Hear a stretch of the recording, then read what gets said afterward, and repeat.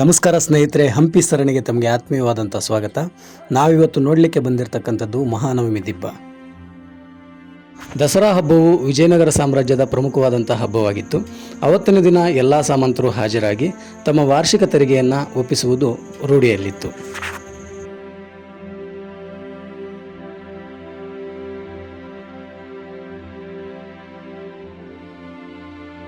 ತಮ್ಮ ಶಕ್ತಿ ಸಾಮರ್ಥ್ಯಗಳಿಗೆ ಅನುಗುಣವಾಗಿ ಸೇನಾ ಬಲವನ್ನು ಹೊಂದಿದ್ದಂಥ ಸಾಮಂತರು ದಸರೆಯ ದಿನ ಇದೇ ಜಾಗದಲ್ಲಿ ತಮ್ಮ ಬಲ ಪ್ರದರ್ಶನವನ್ನು ಮಾಡುತ್ತಿದ್ದರು.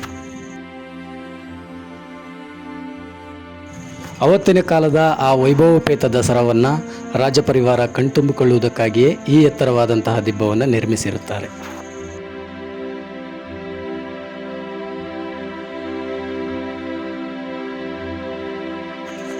ಬಹುತೇಕ ದಿಬ್ಬವು ಗ್ರಾನೈಟ್ ಕಲ್ಲಿನಿಂದ ನಿರ್ಮಾಣಗೊಂಡಿದ್ದು, ಆ ನಂತರ ಬಂದಂಥ ರಾಜರು ಕಪ್ಪು ಕಲ್ಲಿನ ಕೆತ್ತನೆಗಳನ್ನು ಸೇರಿಸುವ ಮೂಲಕ ಈ ದಿಬ್ಬದ ಸೊಬಗನ್ನು ಮತ್ತಷ್ಟು ಹೆಚ್ಚಿಸುವ ಪ್ರಯತ್ನ ಮಾಡಿರುವುದು ಕಂಡುಬರುತ್ತದೆ.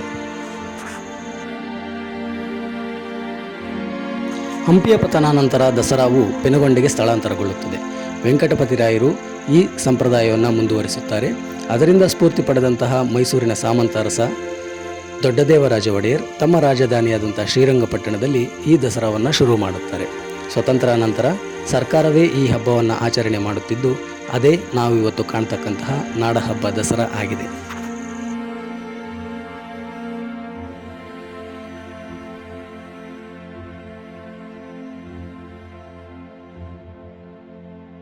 ದಿಬ್ಬದ ಮೇಲ್ಭಾಗದಿಂದ ಇಡೀ ರಾಜಪ್ರಾಂಗಣದ ವಿಹಂಗಮ ನೋಟ ನಮಗೆ ಕಂಡುಬರುತ್ತದೆ.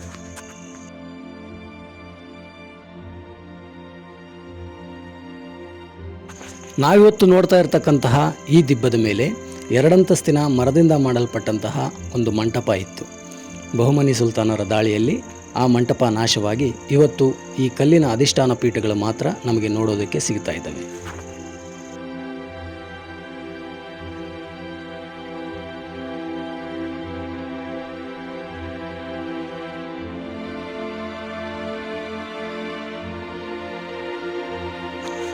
ರಾಜಪರಿವಾರದ ಪ್ರವೇಶಕ್ಕಾಗಿ ದಿಬ್ಬದ ಹಿಂಭಾಗದಲ್ಲಿ ಮೆಟ್ಟಿಲುಗಳ ನಿರ್ಮಾಣ ಮಾಡಿದ್ದು, ಅಲ್ಲಿಯೇ ವಿದೇಶಿಯರ ಚಿತ್ರಗಳನ್ನು ಒಳಗೊಂಡಂತಹ ಉಬ್ಬು ಶಿಲ್ಪಗಳನ್ನು ಕೆತ್ತಲಾಗಿದೆ.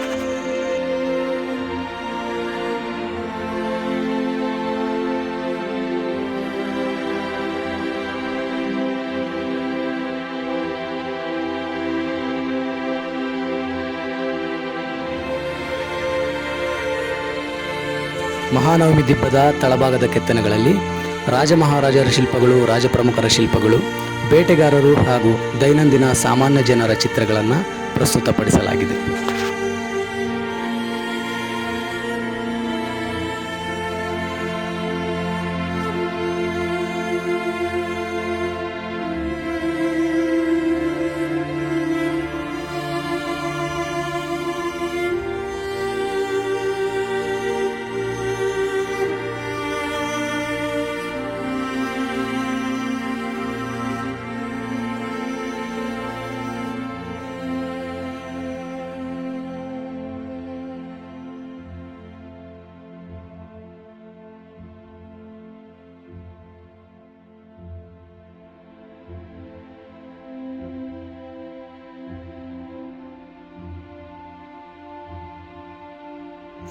ಮಹಾನವಮಿ ದಿಬ್ಬವನ್ನು ನೋಡಿಕೊಂಡು ಬರಬೇಕಾದ್ರೆ ನಮಗೆ ಈ ಜಾಗದಲ್ಲಿ ಒಂದು ಬಾಗಿಲು ಇದ್ದಂಥ ಕುರುಹು ಕಂಡುಬರುತ್ತದೆ. ಈ ಬಾಗಿಲನ್ನು ನಾವು ಇವತ್ತಿಗೂ ಕೂಡ ಕಾಣಬಹುದಾಗಿದೆ.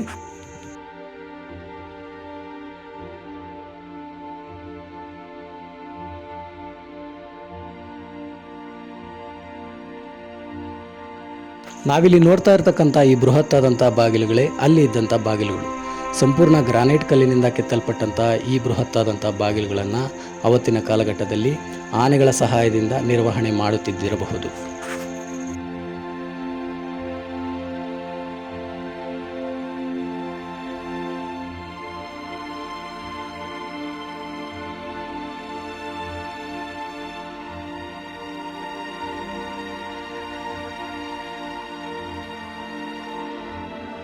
ಮಹಾನವಮಿ ದಿಬ್ಬದ ಪಕ್ಕದಲ್ಲೇ ನಾವು ಈ ಒಂದು ವಿಶಿಷ್ಟವಾದಂತಹ ರಚನೆಯನ್ನು ಕಾಣುತ್ತೇವೆ.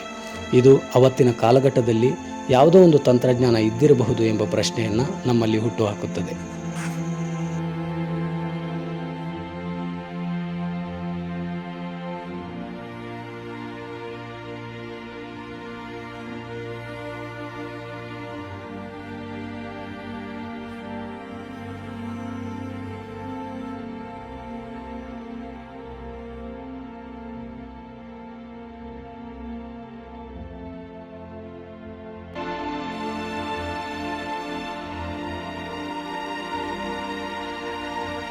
ಇದಾಗಿತ್ತು ಸ್ನೇಹಿತರೆ ಇವತ್ತಿನ ವಿಶೇಷ. ನನ್ನ ಈ ಪುಟ್ಟ ಪ್ರಯತ್ನ ನಿಮಗೆ ಇಷ್ಟವಾಗಿದೆ ಅಂತ ಭಾವಿಸಿದ್ದೀನಿ.